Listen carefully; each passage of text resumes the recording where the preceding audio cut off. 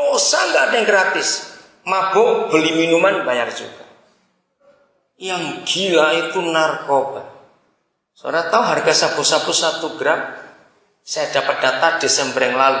Itu 1,4 juta 1 gram tok. Maka itu dunia gila dengan barang ini. Kalau saudara lihat terakhir penyelundupan narkoba, orang Iran itu sampai nelan dalam perut. Wih, ngeri sekali. Kenapa kok mau? Karena duitnya, Pak. Nah, mahal. Nggak cuma bayar. Dampaknya, saudara lihat. Tiap hari kita dengar di TV, di radio, yang masuk penjara nggak sedikit, yang dihukum mati sudah banyak, yang gila sakau juga sudah banyak, rumah tangga berantakan ya banyak, bisnis kacau karena narkoba. Nah seharusnya kalau ada pengguna baru, itu harusnya mikir atau tidak? Mikir karena dampaknya ini jelek. Dengarkan, nggak gratis, mahal. Dampaknya mengerikan, laku keras. Injil sekarang, ayo kita lihat, gratis, betul? Dampaknya luar biasa. Orang yang terima Injil hidup dibebaskan, dosa dihapuskan, sakit sembuh, hidup bahagia, sejahtera, sukacita, banyak. Nggak laku.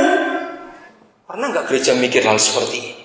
Di dalam ilmu bisnis, kalau yang jelek dampaknya mematikan, mahal, laku, itu berarti manajer marketingnya hebat luar biasa. Nah, kalau yang gratis dampaknya hebat, tidak laku, maka sama manajer marketingnya goblok gitu loh, biar mantap. Bodoh luar biasa. Jawab pertanyaan saya. Siapa manajer marketing Injil? Gereja, goblok. Ini dia. Masih mau terus sekolah Alkitab, goblok. Dengar baik-baik. Untuk apa diteruskan sekolah Alkitab itu kalau hasilnya seperti ini? Betul tidak? Jawab, nggak usah ragu-ragu. Lebih baik sekolah umum. Ambil marketing, ambil bisnis, ambil IT, ambil macam-macam itu. Lalu pakai untuk memberkati dunia. Harusnya gereja menyadari kegagalan ini. Sudah 2000 tahun kurang lebih Yesus menyuruh kita pergilah. Sampai hari ini masih seperti ini keadaannya. Narkoba lebih laku daripada Injil. Kasihan Tuhan gak ini? Saya tidak tahu. Mendengar hal ini hati saudara diudek-udek kayak apa saya nggak tahu. Kalau sampai saudara nggak ngerasa apa-apa, engkau nggak punya perasaan dah gitu saja. Harusnya kita marah, kita mendidih melihat fakta setan lebih menang daripada Yesus sekarang ini. Betul saudara? Apa yang kita kerjakan? Kalau itu cuma main-main kebaktian saja, KKR, seminar terus. Apa? Penyakit makin gila sudah. Tahun 85 bulan Mei, jadi 25 tahun yang lalu, itu pertama kali saya dengar kata autis. Kuping saya rasakan, autis itu apa? Itu 85 bulan Mei di Kanada. Lalu saya belajar, oh penyakit otak kecil mengecil, enggak hidup otak. Saudara, data yang terakhir, saya baru pulang dari Amerika November yang lalu. Lembaga Autis Internasional menyatakan setiap 4 menit di dunia ada satu anak kena autis. Setiap 4 menit. Penyakit ini gak ada penyebabnya, tidak ada obatnya juga. Kemarin sore saya ketemu satu keluarga punya anak 2 saja. Dua-dua autis. Saya nggak bisa ngomong, minta didoakan. Saya mau doa apa? Autis itu biaya mahal. Ini setan kurang ajar. Saudara lihat sekarang yang namanya kanker. Kalau tahun-tahun yang dulu, 10 tahun yang lalu, 15 yang lalu, kanker itu nggak secepat sekarang, betul nggak? Kalau kita dengar dulu orang kena kanker bisa tahan 3 tahun, 4 tahun, sekarang ini cuma hitungan minggu mati sudah. Bayangkan, setan aja bisa begitu hebat kerjanya. Mana Injil ini? Lihat orang kena gagal ginjal. Aduh, kok saya dengar itu. Saya tuh mau nangis, pas nggak tahu mau buat apa ini. Yang miskin, habis sudah tunggu mati saja.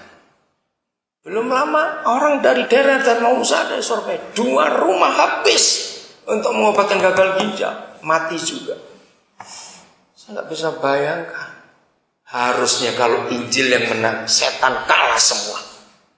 Jawabnya atau tidak? Kenapa? Dengan berapa teman saya menghitung, kira-kira seluruh sekolah teologi, sekolah kitab di Indonesia itu setiap tahun memproduksi paling sedikit 20.000 pendeta. Angka yang gak main-main, 20.000 pendeta dan lulusan teologi setiap tahun di Indonesia. Dari mana ngitungnya? Begini, di Indonesia ini ada 253 sinode. Catat. Setahu saya hanya 1 sinode yang tidak punya sekolah teologi. Itu sinode Gereja Kristen Protestan Bali. Itu Gereja Bali. Itu nggak punya sekolah kitab. Di antara semua sinode GPDI, itu sekolah kitabnya terbanyak. Itu luar biasa. Oke?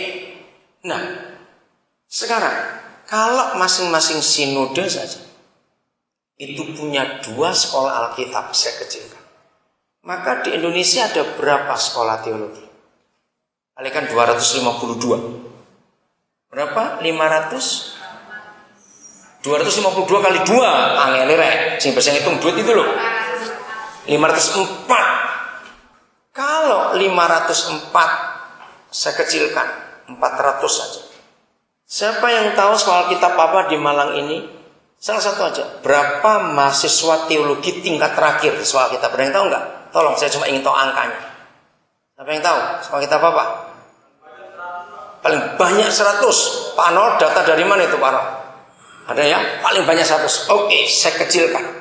400 sekolah teologi itu mahasiswa tingkat terakhirnya 25 saja. Di kota kami Nabire itu ada 2 sekolah teologi. Yang satu itu bulan berapa saya tanya, berapa mahasiswa tingkat terakhirnya? 113 orang. Nabire itu kecil. Penduduk kota Nabire kurang lebih 50 ribuan. Kaget saya lihat jumlah sebanyak itu. Nah, ayo kita hitung. Kalau 400 sekolah teologi, mahasiswa tingkat terakhirnya 25 orang, itu saya kecilkan. Jadi setahun berapa Indonesia? 10.000. Nah, pertanyaannya, kemana semua ini pendeta ini? Ngapain kerjanya? Boleh nggak saya bertanya seperti itu? Jangan tersinggung, saudara. Kemana? Kalau setan masih lebih menang daripada Injil, bagaimana ini bisa? Jadi sekarang kita tahu nggak mungkin kiamat 2011, nggak mungkin. Belum selesai, kerjaan ini belum selesai. Bukan berarti ayo udah sampai gitu, belum kiamat kok. Awas mikir begitu. Kita harus sibuk menyelesaikan pekerjaan Papa di dunia ini. Saya mau katakan kepada saudara, hati Papa untuk jiwa-jiwa itu sangat hebat. Betul tidak? Kasihnya untuk orang-orang belum diselamatkan itu besar sekali. Saya akan ajak saudara melihat kisah fakta perjanjian lama. Karena banyak gereja belum tahu, pikir untuk menyelamatkan jiwa-jiwa cuma adanya perjanjian baru. Tidak. Saya menemukan ini tahun 80-an yang lalu. Maka itu kenapa saya sangat rakus dengan jiwa-jiwa. Saya rakus. Sabtu malam saya lagi jalan dengan beberapa anak-anak kami. Tato handphone saya bunyi, saya lihat porter dan ada tanda. Ini porter di Bandara Hasanuddin Makassar. Saya matikan, saya telepon balik. Saudara, ternyata ini orang Islam. Jadi saya punya kenalan banyak di banyak tempat. Orang Islam.